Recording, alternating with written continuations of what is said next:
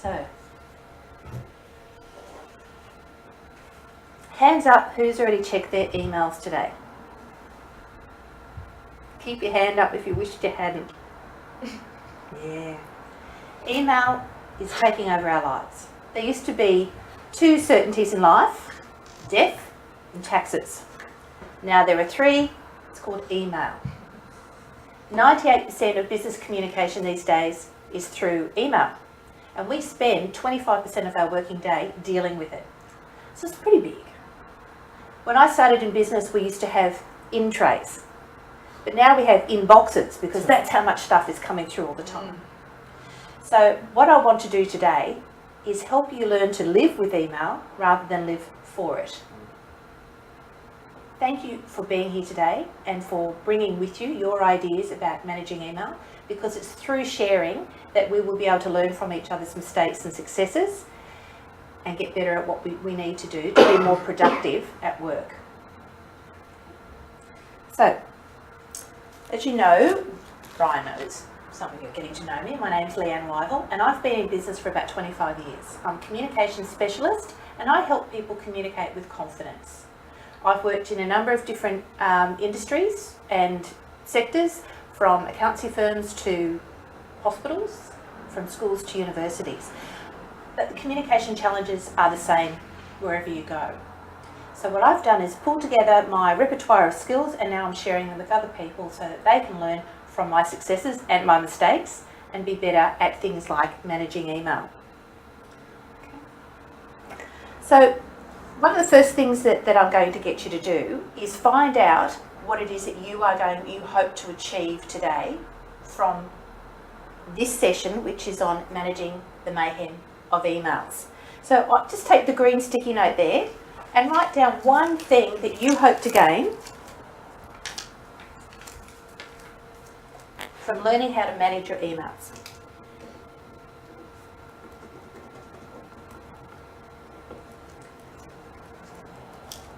And my aim over the next 30 minutes is to walk you through topics such as exploring managing email efficiently so that this improves your relationships with your clients and with your colleagues. Because if someone is not keeping on top of their emails, that affects the whole team. It's about boosting your personal productivity so that when Vanessa says, why isn't such and such done? You know, you can say, well, it wasn't because of email. Okay? And it's about promoting yourself as a professional, that you are operating at a high level of professionalism. So we're going to explore the power of email to boost your personal productivity, some tips for managing your own email behaviour, and also how you can influence the email behaviour of others. So if you'd like to just pass me your green sticky notes, I'm going to put them up here and refer back to them later on.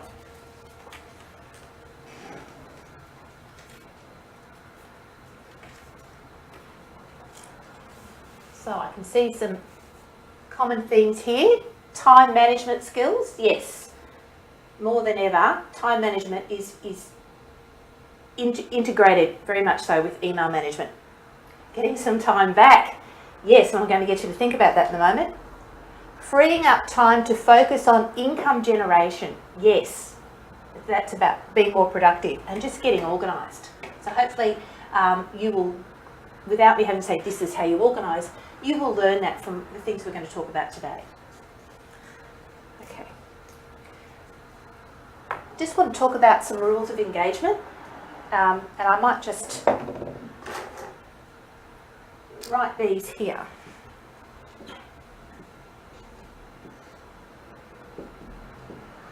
Because throughout this is going to be interactive. We want everybody to participate. And there might be some other rules that we agree upon in this training session. First one I'm going to talk about is that we will abide by workplace health and safety. Who's the workplace health and safety rep in this team? Amy? Erwin. Okay. Well, we have workplace health and safety policy in place, and we all know that if there's any problem, we're going to head down those stairs, don't we? So, rule number one is abide by workplace health and safety. What are some other rules we might do in this training?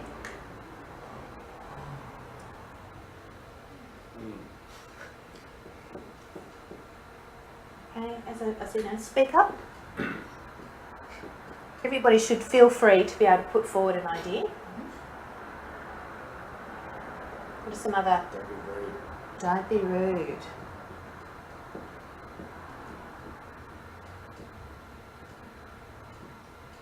What else? 1, 2, 3. Punctual. Being punctual. Okay, be punctual. Yep, that's going to be helpful to keep us on track. Okay, so if we just remember we've got these rules of engagement. I just like to add one more there, is that everyone should be, so no criticism. If somebody comes up with something, have a laugh if you think it's funny, but let's not tease so hard that the person feels embarrassed. Okay? I should have put no cruel criticism, okay? So let's work within those. And hopefully working within those rules of engagement, addressing what you've put forward is what you want to get out of this. This is what I hope that you will take away from today's training, that you'll understand the effectiveness and of email, being efficient with your email and how it impacts on your productivity. Also on identifying some strategies that you'll be able to introduce today, straight away, into your email management, and just generally becoming more efficient and effective in your communication. So let's have a look at email itself. Why do we use email to communicate? Quick form of communication.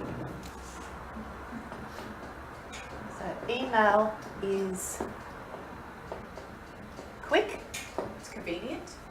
convenient. Simple. Was that simple? People can reply at their leisure as well. There's no set time frame. Which is much easier than when you are confronted by someone on the phone or face to face. You can take some time to construct your thoughts and put them in a way that's going to show you in the best light. What are some other reasons why we use email? Keeps a record of the conversation. Very important one, that one.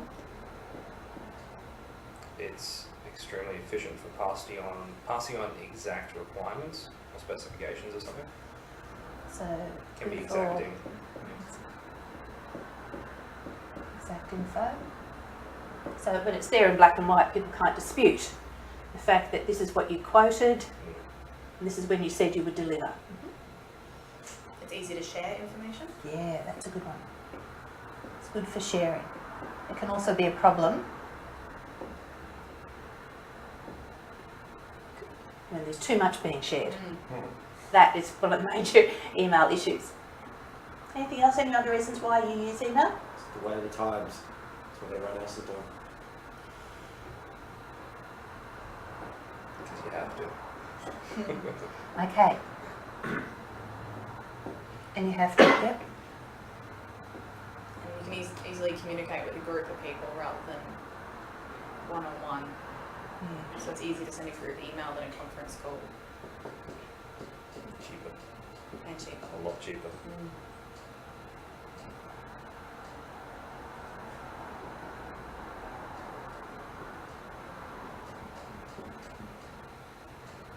Oh, some of this jiggly board. Okay. So we all know why we're using it. Do we know why we're having a problem with it? Do we know why it creates a lot of issues for some people who haven't got it under control? Do we know why? It's a mainstream form of information. It's the main form. As you say, like, we have to use it. It's there. It's just part of our lives now, so we need to get a handle on it. And you know what happens when you suddenly meet someone who doesn't use email? It kind of throws your whole life out. I'm going to have to ring them. I'm going to have to know when they're at home to ring them. It throws our whole life out. So this is why, you know, we like to use it. Now you think about how much time. I said, if you think about it like this, average person gets 110 emails a day, or deals with 110 emails a day. And just say if half of those took 1 minute each, and we know they take more than that. Imagine how much time you would save if you could get a handle on your email. What would you do with that extra hour a day? have a look at your worksheet and I want you to think about what you would do. Write down what would you do with that extra time. If you could be more productive with emails, what would you do?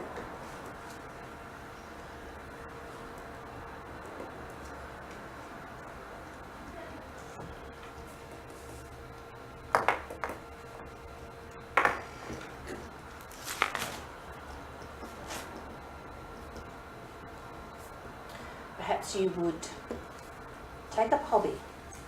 Perhaps you would achieve your monthly goals. I think we all have exactly the same I answer. just looked at that. Everyone's going to be very happy. So let's just go around the room, one each. Just choose one from your answers there. Ben, what would you do with that extra time? Trade and assist my clients more.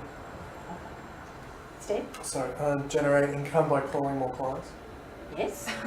That's all I'm I would also contact our top clients to give them more service to reach our goals. And I would make more outgoing calls to clients. I'll tell you what, yes, I'm sure Earl would be impressed that no one was saying there that I would, be able to catch a nap in the middle of the day. That's what I wanted to write. Yeah. But that's true, you are very focused on that. Okay, so let's start looking at some ways that we can deal with this. Do you ever feel like this? It's Brian. That's love. Yeah. I live in that world. Yeah. Brian, you strike me as a very verbal person. You're more into the talking side of things than the email, but you would have clients who are more email oriented. So for you, that's that challenge of how do I communicate the way I need to communicate and fit in with what they need to. Onto there. Yeah. Hairy for matches. Okay. First thing I'm going to recommend is that you take some time out every day. Just take that 10 minutes. Is it the first 10 minutes when you arrive? Is it the last 10 minutes of the day? Is it the 10 minutes while you're waiting for the bus? Whatever it might be, actually give yourself 10 minutes to start off with, and then once you've got it under control, you'll probably only find it's 2 or 3 minutes a day. But sort it. Sort it by time. Think about how many emails you might have in your system that are from 2 years ago. Think about what are you going to do with that. Make some decisions about it. You need to decide to act on it, to file it, delete it. But think about, how long ago was this? If I haven't acted on this in all this time, do I need to keep it in my email system? Maybe I need to keep it, but file it somewhere else. Think about by size. This is a productivity issue too, because when you have lots of large size emails in your system, that slows your computer system down. Slow computer means that you are trying to get information faster to help your clients, and it's not working for you. So think about the size of your email. So maybe that's one way you sort. Okay, I'm just going to do something with every email that's 1 to 5 meg. Again, make a decision, file it, delete it, whatever it is you've got to do. And if you're having trouble making a decision about what to do with that email, maybe email's not your problem, but it's your decision-making skills. Yeah? Inbuilt management tools. Who uses the inbuilt email management tools? Flags, yeah. Ben, which ones do you use? Preset rules. Preset rules? Yeah. Like So what? Auto file, auto move. Take the people who spam consistently, items of no value into the deleted bin straight away, and higher priority, low priority stuff. It's just a lot easier. Yeah, it makes it a lot easier, doesn't it? Even something as simple as a flag, and you can do this on your devices as well as on your PC and your laptop, is to use a flag. So when that email comes through, you flag it right now. Do I need to read this right now? Do I need to act on it right now? No, but I've got to get back to it before the end of the week. You flag it, put a reminder in, and then you're not going to miss the deadline. You're still going to be able to communicate and do as the email has asked you to do. You just not have to stop everything, do this and get distracted. So think about the inbuilt tools. One of them that I find really helpful is called the out of office. You don't have to be out of the office to use the out of office. Maybe you've got something going on and you just need people to leave you alone.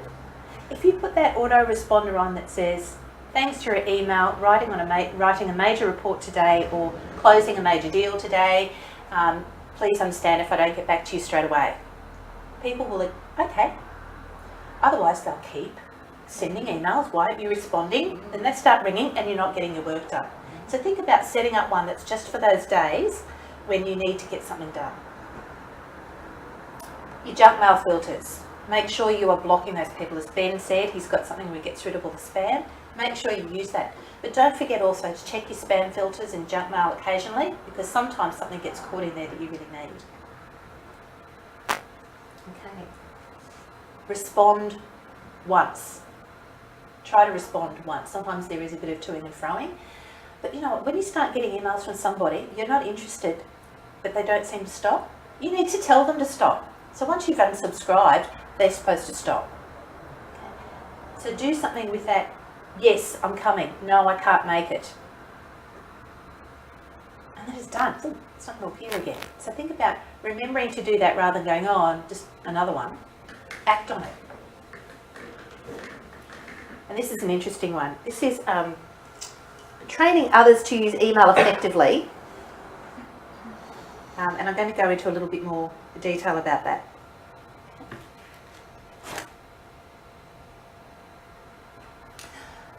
In the coffee shop, checking up on emails. Who does that? No?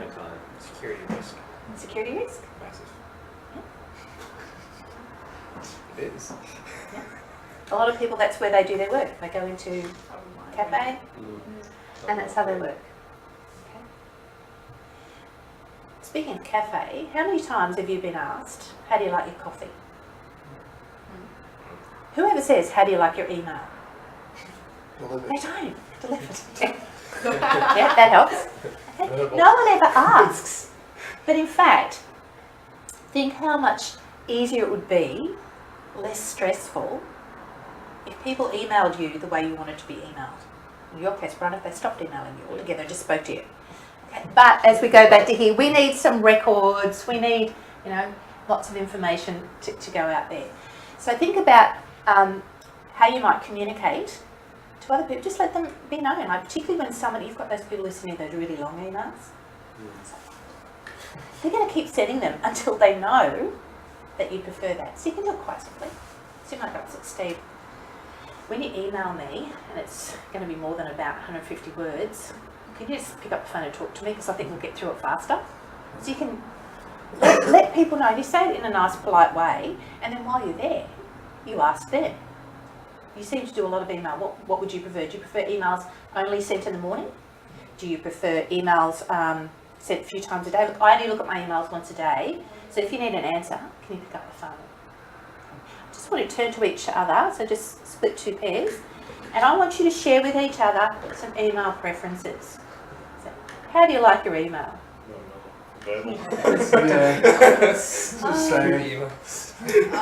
Don't like I typing. would like Either that or people to know short and that I'm not exacting. always Yes. upset.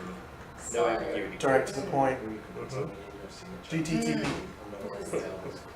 Yeah, because our rollers that were on the road at the time. I like short ones as well. Get to the point. Whatever I want in peace. Okay, so do you think now when you're emailing to each other, that you might take you guys? We all said exactly the same thing. Okay. Yeah, okay, so that's a great thing that within your office. Let's not put that into an email. We don't need to do that in an email. Okay. Yell out. Lead by example. If you behave in a certain way, this is more from a team manager's point of view. If you're behaving in a certain way, people get, that is the way that's expected here. Okay. If you are communicating with a particular member, a client, think about how you might show them just by gently leading the way. This is how it's done. This is what we need. Okay, so leading by example is a great way to get your thoughts across about how you prefer email. Okay, whiteboards all over the place in here. You already use lots of notice boards. Do you use SharePoint or anything like that as an electronic notice board? Shit, not that advanced. Shared drive. We kind of do. SharePoint's different to shared drive.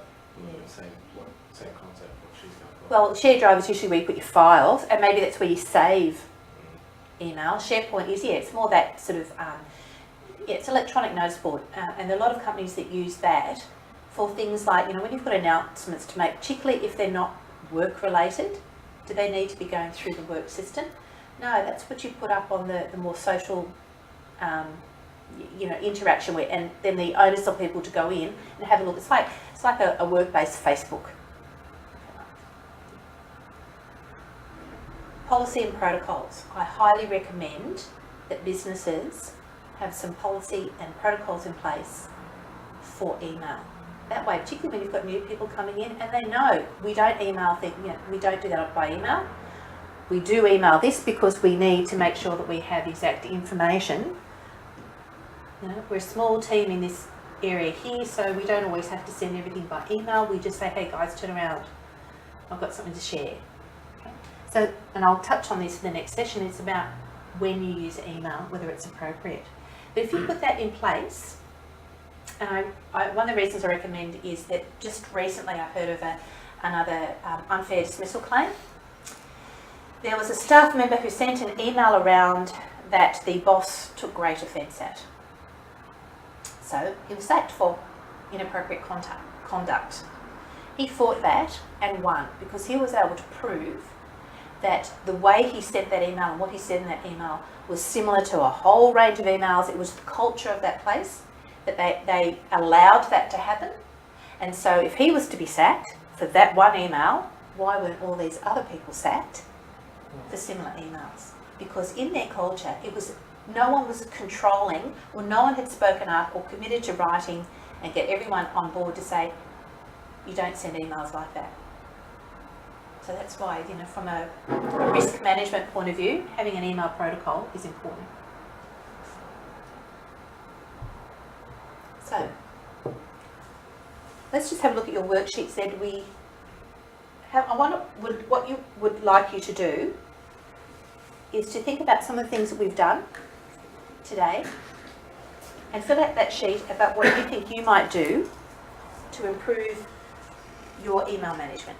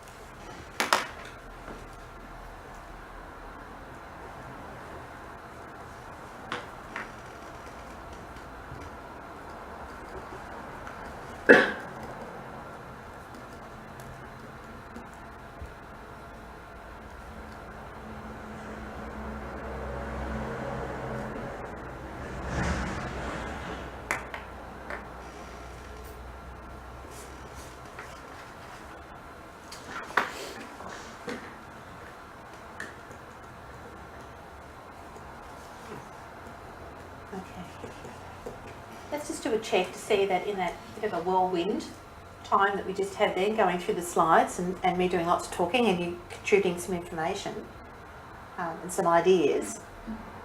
Managing email efficiently. This connects on here, freeing up time for more productive activities. in some of the slides that we've just looked at and the discussions that we've had, do you feel that that you have some ideas now about how you might free up some time? Would you? Okay, great. Okay. Now, who on their sheet put down a specific amount of time or time when they're going to look at their emails? Ben? How long are you going to put? 10 minutes at the beginning of the day and 10 minutes at the end of the day. So sort them out at the start, prioritise what I need to do, and then sort out at the end of the day everything that's come in. Okay. And in time, that might end up being only 5 minutes, or it might be 5 and 5, or it might be 10 and 5. And a good habit to develop, yeah? Try, yeah. Try. I mean, 20 minutes a day is a good, for starting, to get a handle on it, because you know what your starting point is. You make that 20 minutes a day, 20 minutes in the morning. Yeah. A bit more time. Yeah, it's it takes a little while to get into a rhythm of doing this. Practicing decisive action. Do you think that there are some strategies that you have now that help you make some decisions? Touch it once. Sorry? Touch it once. Try to. Sometimes people want you to keep going back to it. Yeah, touch it once. Good one. Okay. Do you think you'll get that time back? Better organisation. Ben's going to try and use that time to become better organised. Do you think organisation is... There's some ideas there? Definitely. Okay. Is there anything else you'd like to contribute that you've written down that you're going to do? If you say it out loud in front of people, then it's like you've made this commitment, and others might hold you to it. Who's game? Yeah, we'll put down learn the priority of an email. So if it's something important, mark it that it's important. So otherwise they just get lost in amongst all the other emails. Yeah, use that little flag. Yeah, so we need an answer straight away, flag it so I know to get to that one before the others. And putting all the relevant info, so if someone calls in and I've got a message, put their phone number in there as well, so it saves me time. Yeah, good tip. I have a question. Yes. Is it rude if somebody sends you an email and you see that they've emailed you, so that's obviously their preferred communication technique, but your response is quite long, that you call them? Is that one way to get a client offside if you're clashing with communication techniques? I think it creates an opportunity for you to establish, be very clear about, is that the way they prefer? If they've sent you quite a detailed email, whereas you prefer to pick up the phone, do that. Do that. Once you've got them on the phone, you actually then have you've got extra non-verbal information. You can gauge whether or not they're glad that you did that or not. Okay? And then you can go from there. But if your natural instinct is that, this is, by the time I respond to this, that's not the best use of my time, then they're going to read it and they're going to...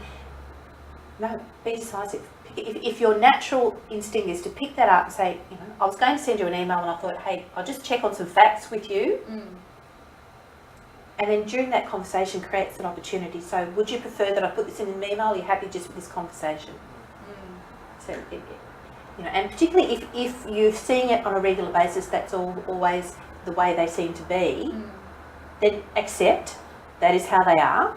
But if my reaction is to ring them, they're okay with that, then that's new information you have. Remember, it's not what you know and it's not who you know, it's what you know about who you know.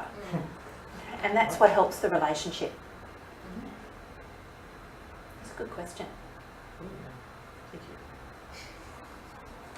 you. Okay. Could I just get you, this might seem a bit tedious, but if I get you to do a quick evaluation on this particular session, that'd be great. So there's an evaluation form there.